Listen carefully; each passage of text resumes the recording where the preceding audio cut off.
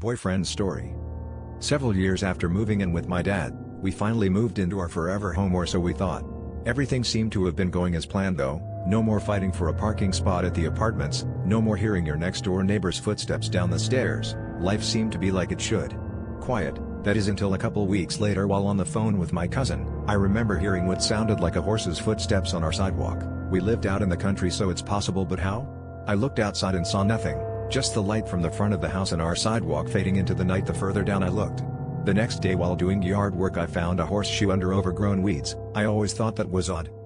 After returning from my mom's house the following weekend, I was on the phone with my cousin once again planning a movie night. It was sometime past midnight when I heard my little sisters crying in their room next to mine.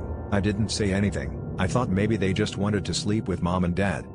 When I saw my stepmom the next day, I thought I'd mention something and remember saying, "Hey, there were girls crying last night." Her response was more of a shock. She replied with, "Your sisters don't sleep in that room.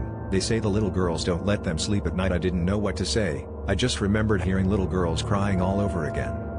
The final straw. My dad, who is very religious and doesn't believe in ghosts, was the one who had to experience this stuff for himself in order for him to believe us.